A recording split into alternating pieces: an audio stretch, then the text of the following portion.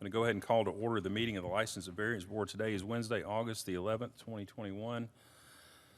It is 10:03 a.m. My name is Roy Acree. I'm the fire chief here in the city of Smyrna. To my left is Mary Moore, the director of the Smyrna Library. To her left is Richard Garland, the director of Smyrna Parks and Rec.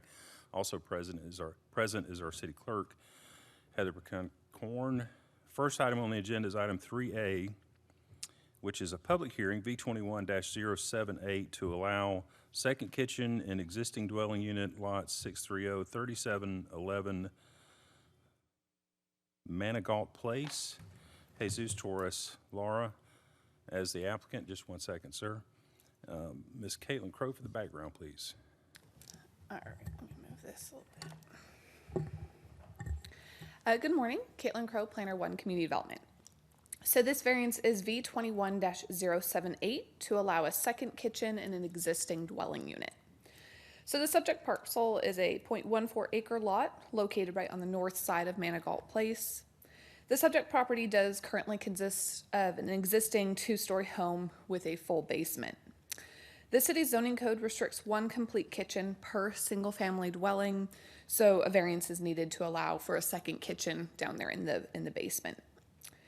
The applicant is requesting the allowance of the kitchen to be used as a living space for the applicant's 72-year-old mother and is not to be rented or occupied for gain. The homeowner intends to finish the basement that, when it's finished, will include a full bedroom, bathroom, office area, and the said kitchen. The finished basement will appear as part of the main structure and will not be divided by any type of firewall. So the addition could not easily be converted into any type of rental unit. Similar variances where the second kitchen is enclosed within that main structure have been approved in the past. Were it not for the kitchen, no other variances would be required for this finished basement. Community development has been supportive of other similar variances where the second kitchen has been proposed for family members only. After reviewing the variance application, staff does support the request and recommends approval to allow for the second kitchen with the following 3 conditions. 1, the addition is to be utilized by family members only. 2, the applicant shall not lease, rent, or sublet any space in the home. And number 3, these conditions shall run in perpetuity with the property and as such are also applicable to any future owner. And with that, I can answer any questions. Any questions for staff? All right, Thank you, Ms. Crow. So the applicant, I know, is present. Sir, could you stand, or could you come up to the podium? Sure. If you could please state your name into the microphone for the record. Hi, good morning. My name is Jesus Torres. Good morning. So you just heard Ms. Crow read into the record, kind of an explanation of what's going on and the need for this potential variance request. Correct. Do you have anything else to add? No, that's pretty much all. You also heard her read into the record the 3 conditions.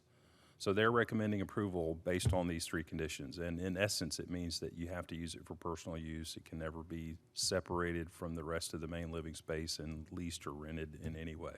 Yep. And that those conditions also will be associated with the property, like on the deed. So even after you sell the house, those conditions still apply.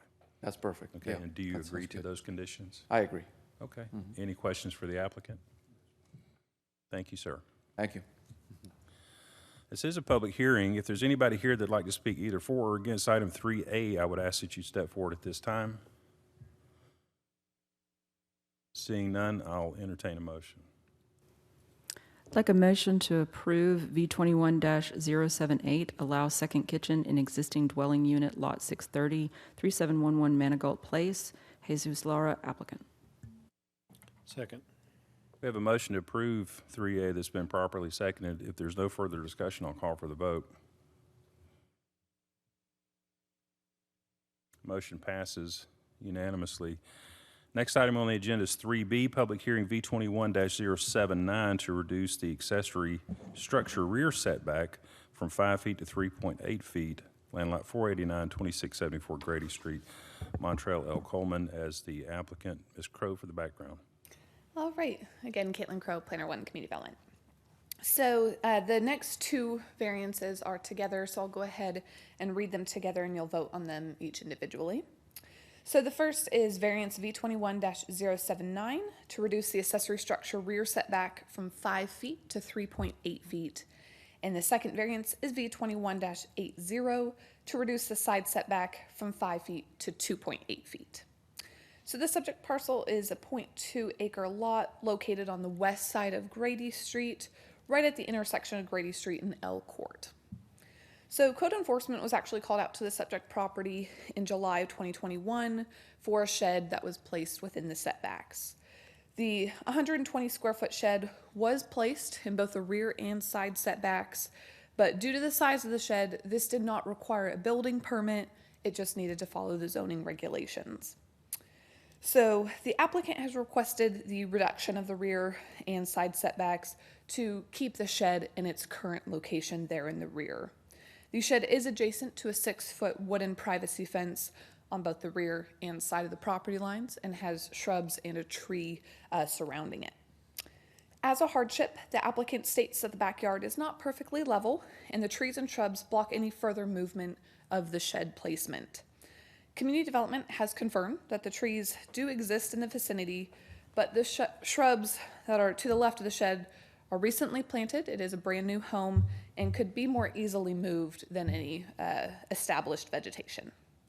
So this is a new home. Again, it was just completed in December 2020, and it is a graded lot that has no pre-existing conditions that would create any type of special circumstance nor extraordinary conditions to merit any required variances. The lot is flat, rectangular, with no lot geometry issues, topographical issues, nor environmental or site constraints. So the hardship really is self-created, since the shed could easily be shifted over a couple feet either direction to meet the current code. Strict application of the zoning code would not deprive any reasonable use of the property, since a different location would allow for the shed to remain on the property. Finally, the proposed variance is not the minimum variance needed because the shed can be moved to meet the minimum requirements. So thus, after reviewing the variance application, staff does recommend denial for both of these variances. And I can answer any questions. Any questions for staff? Okay, thank you, Ms. Crowe. Is the applicant present, Mr. Coleman?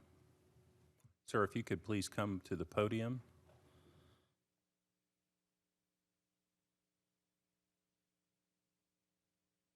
Good morning. When you get to the microphone, if you could state your name for the record, please, sir. Good morning, sir. My name is Montreal. Hey. Morris Coleman. Good to see you. So you just heard Ms. Crowe kind of describe the situation. You've got a new house and the shed was put back there. Unfortunately, the shed was placed in both the rear and the side setback boundaries. Do you have anything else to add to what Ms. Crowe said? Yes, sir. I purchased a home back in December and I moved in. The lot, it does appear to be level and flat. However, there's not a position that I can place a shed of that size that will be level without trying to grade it or level it out for it. The only way I can actually see that happening was where I placed it, because there was a tree there. It still is. That cannot be removed, not easily. So I placed it behind the tree with just enough clearance for me to open the door. Now, when I purchased a home, I developed a relationship with the builder, who in terms, he probably was there paying me up to like maybe December to June, building 2 other homes that was beside me. And I was made aware that no vegetation could be removed or moved in that area, that he has issues or had problems with moving trees or anything like that. So with me understanding that the same trees or shrubs that has been mentioned earlier, I was under the impression that they cannot be removed. Yeah. All right. So, we're talking about, and again, everybody's got their own perspective, but for both of these, you're talking about moving the shed really less than 3 feet. And a platform that I had built to actually sustain it, because again, it's not level. Yeah. I purchased some timber, had some labor work to come and build a platform for that at that location. Does the shed currently sit on like a concrete slab? It's not a concrete slab, it's timber that's been bolted down with gravel inside of So it. it's got wood supporting the, Yes, sir. okay. Okay, thank you, sir. Any questions for the applicant? Okay, thank you, sir. Thank you for your time. This is a public hearing. If there's anybody here that'd like to speak either for or against item 3B, I would ask that you step forward at this time. Seeing none, I'll entertain a motion.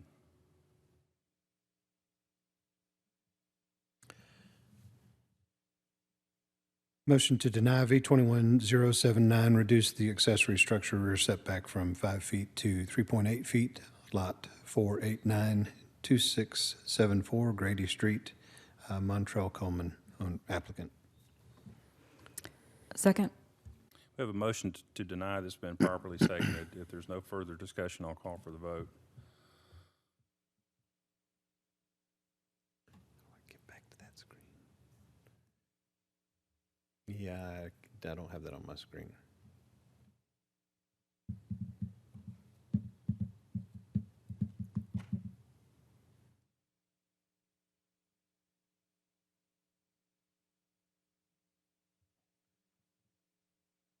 Motion passed 3-0.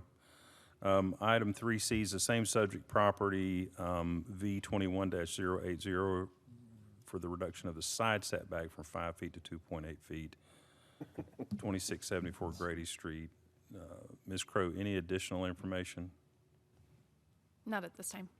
Mr. Coleman, do you have any additional information for the second one?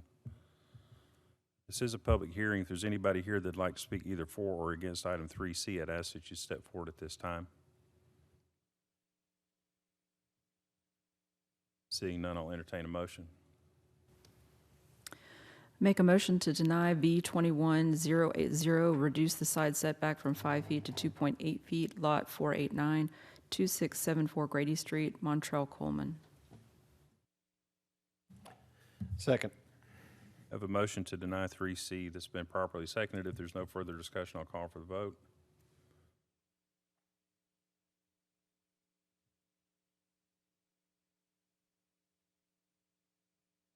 Motion passes unanimously.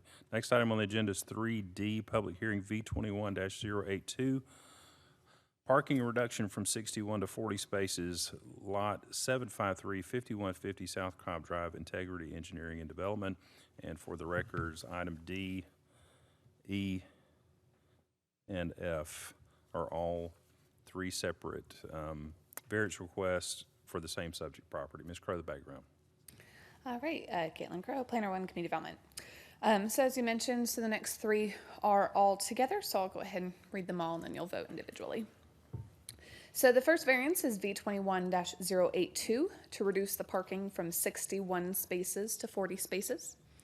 Second variance is V21-083 to remove the street tree requirement along South Cobb Drive.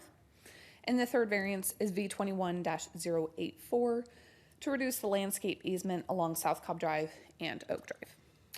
So the subject parcel is a 1.22 acre lot located right at the intersection of South Cobb Drive and Oak Drive. So it's currently occupied by a drive-through McDonald's as well as a BP gas station that currently has 6 gas pumps. The applicant is proposing a complete redevelopment of the property to remove the gas station and replace the building with a new 4,600 square foot standalone drive-through McDonald's building. So after the original building was erected back in 1996, the overlay districts were introduced, which means that any new redevelopment of the property now needs to fit within the current zoning code as well as the CDD4 overlay requirements, which is the South Cobb Drive corridor district. So section 906.17 of the zoning ordinance does require 61 spaces on the subject property, which is calculated at 1 space per 75 square feet of gross floor area.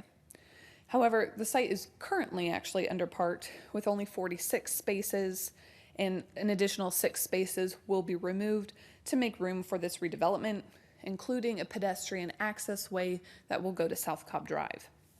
So this will make the total overall parking 40 spaces. So as many of you have probably been to McDonald's, most of the traffic is due to the drive-through window, which doesn't require customers to park in order to order and eat. So the 40 spaces will provide sufficient parking for those wishing to dine in, as well as any staff members. So thus, community development is supportive of this request. Next, the property currently has an existing retaining wall that does surround the corner of the property on both South Cobb and Oak Drive.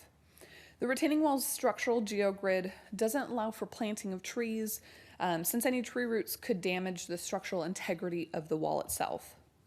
So the applicant does plan on planting some shrubs and trees outside of the buffered area along Oak Drive and some smaller shrubs along South Cobb Drive, which are all going to be outside of the required 5-foot buffer. Since these variances are requested from the section that's dedicated to city beautification, staff can support these variances with the stipulation that the applicant does add a brick veneer facade to the roadway facing concrete wall that currently is surrounding the detention facility. So that'll just enhance the overall look of the project. So community development believes the hardships aren't self-created, since the non-conforming parking and the retaining walls have existed since the building was constructed back in 1996, and it has not obstructed daily traffic or flow for the businesses. Additionally, the parking lot will be redesigned to comply with current code, including ADA regulations. So after reviewing the variance application, staff does support all 3 requests and recommends approval with the following 2 conditions. The first condition is a standard condition. Approval of the requested variances shall be conditioned upon the development of the property in substantial compliance with the site plan and elevations submitted with the variance application. Number 2, the existing detention pond concrete wall, fronting on both South Cobb Drive and Oak Drive, shall have brick facade installed prior to final certificate of occupancy. And I can answer any questions. So just for clarifications, you said on the second one, I think with allowing them not to have to do the trees, that's because of the systems under the ground that ensure the structural integrity of the needed retaining wall, because the elevation of the property is higher than South Cobb, right? So they can't plant trees there. Yeah. Correct. Yeah, it would ruin the wall that's currently there and defeat the purpose. Okay. Any questions for staff? Thank you, Ms. Thank Crowe. you. Is there a representative of the applicant present? Good morning. If you could please state your name for the record. Good morning. My name is Waylon Hogue, Integrity Engineering and Development Services. Thank you, Caitlin, for the presentation. You explained it very well. Just wanted to point out a few things. The wall, the variance that we're asking for across the front for this retaining wall, it was installed in 1996. If you've been to the site, eaten there, the property is actually surrounded by walls. There's walls in the rear that basically it's a cut, and in this front section is a fill. There is a poured concrete wall at the detention pond that we plan to keep and plan on bricking as per the condition. So this is not something that we've created, but we are improving this. Currently, the parking lot extends almost to the right at the back of the wall. In the redevelopment, we're planning to pull the curb 10 feet back to allow us to put some shrubs and plantings where you don't have them today. And then also along Oak Drive, we're actually pulling off in one section nearly 20 feet, creating a landscape buffer that we could plant some trees in outside of this grid area. So we're not here asking to remove these trees. We're actually asking, we physically can't install them to redevelop it. And then a part of the parking, reducing from 61 to 40. McDonald's business has changed over the years. Drive-through continues to increase, especially with COVID. The last 2 years, the drive-through volumes have increased. We are planning for 2 order points, a side-by-side location with dual lanes of stacking. And so we feel certain that the 40 spaces will be adequate for this redevelopment. So be glad to answer any questions, but thank you, Caitlin. Thank you for staff for everything that they've done. That worked really well with us. You heard Ms. Crowe read into records those conditions that are associated with the variances. Are you familiar with and agree with those conditions? Yes, the one thing I would like to make sure the condition, we will brick the poured concrete wall. It's not possible or physically possible to brick the modular block wall. Yeah. And I'd like to ask that we could use a thin brick mainly because it's an existing wall. The appearance will look just like brick, but it'll be a thinner set brick versus a true brick in front. Caitlin, correct me if I'm wrong, but I think that's the intent. When you reference the brick, you're talking about the existing poured for the detention pond. That is correct, and the thin brick would be fine. We just would like that facade to be improved. And you guys are going to get rid of the old gas station? The gas station is going away. We will have a product very similar to Spring Street, if you're familiar with the rebuild that we did close to the stadium. Good. That'll be a significant improvement to that corner. So not associated with either of these three variance requests, but just out of curiosity, have you guys done soil samples for the tanks? We have. We've actually drilled it, phase 1, phase 2. Everything is clean at this point, so the old jobber that's currently occupying the site will be removing the canopies and the tanks, and we'll make sure that's clean before we start. Good. Thank you. Any questions for the applicant? You mentioned some of the plantings that you would do in the back where there are none now, but can you talk a little bit more about some of the plantings that would be where trees would have been? Yeah, this would be in the front. In the back, the parking lot will stay similar to where it is along the existing retaining wall. But along the front, along South Cobb Drive and along Oak Drive, if you go out there, there's a guardrail that's right on the back of the wall, and the curb is right next to the guardrail. So there's not even a landscape strip in there. The grids will allow us to plant some shrubs, so maybe some hollies or some evergreen shrub that we could put a hedge along the front to soften that up a little bit along the top of the wall. But because of the grid system, the modular block, there's a grid that goes behind it, and the roots of the trees, we physically couldn't plant those. But that's what we would plan, is basically a hedge shrub along the top of the wall there. Okay. Thank you, sir. Thank you. This is a public hearing. If there's anybody here that'd like to speak either for or against item 3D, I would ask that you'd step forward at this time. Seeing none, I'll entertain a motion.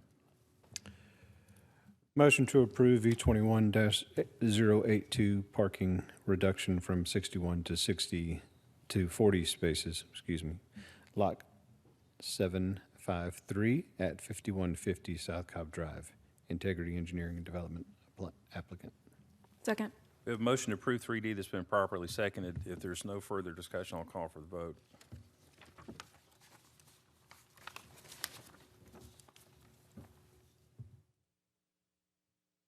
Motion passes unanimously. Next item on the agenda, same subject property. The item is 3E, V21-083. This one is to remove the street tree requirement along South Cobb Drive, 5150 South Cobb Drive, Integrity Engineering. Ms. Crowe, is there any additional information to add? Not at this time. And to the applicant, do you have any additional information to add? Any questions for staff or the applicant? This is a public hearing. If there's anybody here that'd like to speak either for or against item 3E, I'd ask that you step forward at this time. Seeing none, I'll entertain a motion. Make a motion to approve V21-083, remove street tree requirement along South Cobb Drive, lot 753, 5150 South Cobb Drive, Integrity Engineering and Development. Second. With motion to approve 3E that's been properly seconded, if there's no further discussion, I'll call for the vote. Motion passes unanimously. Next item on the agenda, same subject property, 3F, V21-084. This one is to reduce landscape easement along South Cobb Drive and Oak Drive, 5150 South Cobb Drive, Integrity Engineering. Ms. Crowe, any additional? Not at this To time. the applicant, any additional, sir? Any questions for staff or the applicant? This is a public hearing. If there's anybody here that'd like to speak either for or against 3F, I'd like to ask that you step forward at this time. Seeing none, I'll entertain a motion. Motion to approve V21-084, reduced landscape easement along South Cobb Drive and Oak Drive, lot 753, 5150 South Cobb Drive, Integrity Engineering and Development applicant. Second. Motion to approve 3F. This has been properly seconded. If there's no further discussion, I'll call for the vote. Motion passes unanimously. Okay, next item, 3G, V21-085, to allow 5-foot fence in front yard on the corner lot, lot 487-1072 Stevens Street, George Sturgis. Ms. Crowe for the background. All right, Caitlin Crowe, Planner 1, Community Development. So this variance is V21-085 to allow for that 5-foot fence in the front yard on a corner lot. The subject parcel is 0.16 acres, located at the southwestern corner of the intersection of Stevens Street, Green Cove Way, and Mann Street. In June 2021, the applicant erected a 5-foot wooden split rail fence along Mann Street, close to the city right-of-way. Due to the property having road frontage on 2 sides, both sides are considered a front yard regarding fencing. Section 503A does restrict fencing within a front yard to 4 feet. So this would be 1 foot over that requirement. Strict application of the ordinance would require a fence greater than 4 feet to be set back almost 17 feet from the property line on Mann Street. The applicant is requesting a variance to allow for this 5-foot wooden split rail fence to stay at its current distance there on Mann Street to provide safety and security from the intersection for the applicant's 2 young children. No additional variances are needed since the welded wire backing does have black vinyl coating as per the new code. Community Development believes that the variance requested is the minimum variance needed, and sometimes a 4-foot fence does not provide adequate security on a corner lot. So after reviewing this application, staff does support the requests and recommends approval with 2 conditions. The first is the standard condition. Approval of the requested variance shall be conditioned upon the development of the subject property with compliance or substantial compliance with the site plan submitted with the variance application. And number 2, if any part of the fence does fall within the city's right-of-way and the city must work within this area, the fence may be required to be moved at the owner's expense. And I can answer any questions. Thank you. Any questions for staff? All right, thank you. Thank you, Ms. Crowe. Is the applicant present? Jordan Sturgis? Good morning. If you could, please state your name for the record. Hi, I'm Lauren Sturgis. I am the applicant's wife and homeowner of the said property. Okay, so you just heard Ms. Crowe kind of describe the whole thing. Do you have any additional information to add? No, sir. You also heard her read into record the 2 conditions. Primarily the second one that says, it's in the right-of-way. So if the city ever has to get into the right-of-way, you're going to have to remove the fence. Sir, yes. Okay, so are you familiar with and agree to both of those conditions? Yes. Okay. Any questions for the applicant? Thank you. Thank you. This is a public hearing. If there's anybody here that'd like to speak either for or against 3G, I'd ask that you'd step forward at this time. Seeing none, I'll entertain a motion. Make a motion to approve V21-085, allow 5-foot fence in front yard on a corner lot, lot 487, 1072 Stevens Street, Jordan Sturgis. Second. Motion to approve 3G that's been properly seconded. If there's no further discussion, I'll call for the vote. Motion passes unanimously. Next item, 3H, V21-086, parking reduction from 97 to 52 spaces. Land lot 275, 350 Pat Mel Road, Investment Nationwide Group, Inc. Ms. Crowe, the background, please. All right, so Caitlin Crowe, Planner 1, Community Development.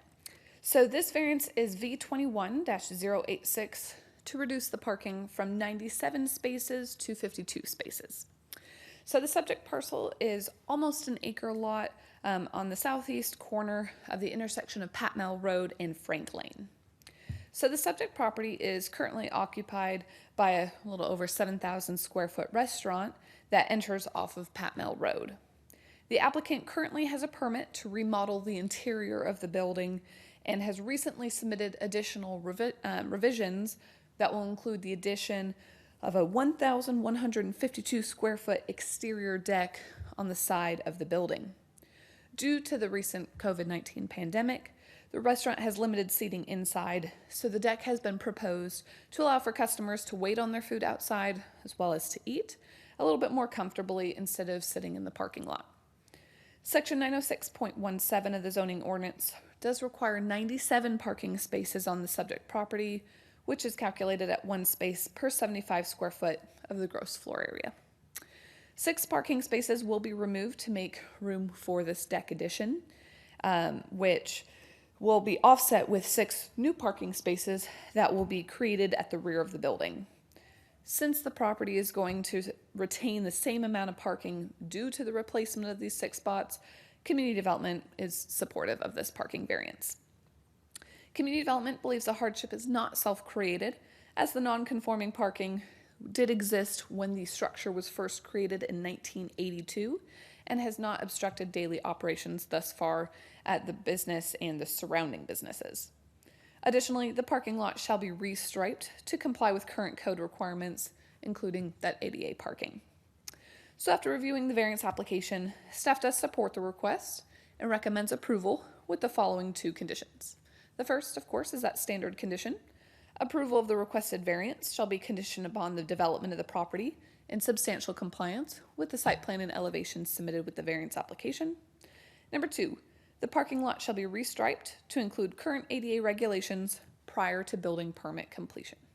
And I can answer any questions. So if I heard you correctly, it's been there since the 80s. They're existing non-compliant already, so essentially, they have and have had forever 52 spaces. They've never had the 97, right? So Correct. even with this remodel, they're going to have to remove 6 spaces from their current, but they're adding those back in a different Correct. location on the site plan. Yes, so they're keeping what they have existing for parking. And as you And mentioned, they've yes, had it is existing for all these years. correct, and it's already non-conforming. Okay. Thank you. Any questions for staff? So when they restripe, they'll be adding the ADA compliant spaces as well, correct? Correct. That will be required when the plan is turned in with the fire marshal's department. Thank you, Ms. Crowe. Thank you. Is the representative of the applicant present? Investment Nationwide Group or the restaurant owner? Good morning, and just like everybody before, if you could please state your name for the record. Good morning. My name is Nestor Pineda Jr. I'm the son of the owners. Okay. So you just heard Ms. Crowe read, and into the record everything that's going on with the project. Do you have any additional information to add? No, she covered all the details. Okay. You also heard her talk about the 2 conditions. Are you familiar with and do you accept those 2 conditions? I am, and I do. Okay. Any questions for the applicant?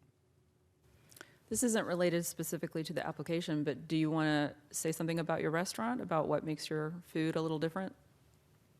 They're pretty much really popular on social media right now. They've kind of blew up last year, so we kind of do need the extra space because of the spacing of 6 feet in between tables. So we do want a little bit more area to make it more comfortable for customers to wait for their food. And we've been fine with the parking space. We haven't had an issue with that. It's just we do want to space out the customers so they feel more comfortable when they're there waiting for their food and eating. Okay. Thank you.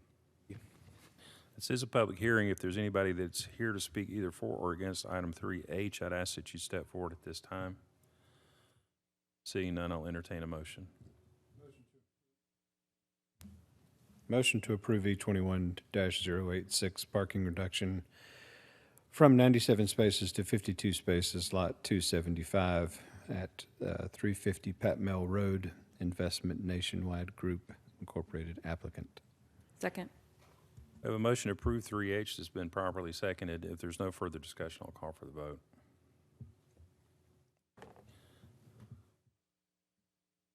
Motion passes unanimously. Next item on the agenda is 3I, which is a public hearing V21-069 to reduce the side setback from 10 to 5 feet for 863 Church Street. Nathan Corbett is the applicant. This agenda item is at the request of the applicant, will be tabled until August 25th, 2021. Is there anybody here that is here for item 3I? Okay. Seeing nobody here, I'll entertain a motion to table to August 25th. Motion to table V21-069, reduce the side setback from 10 feet to 5 feet, lot 415, 863 Church Street, Nathan Corbett. Second. A motion to table 3I that's been properly seconded. Again, tabled to August 25th, License and Variance Board meeting. I'll go ahead and call for the vote.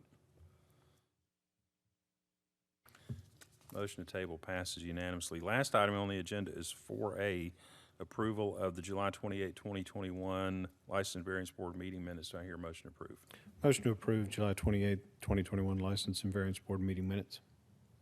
Second. We have a motion approved that's been seconded. I'll call for the vote. Motion passes unanimously. We'll go ahead and adjourn at 10:37. Everybody have a good day.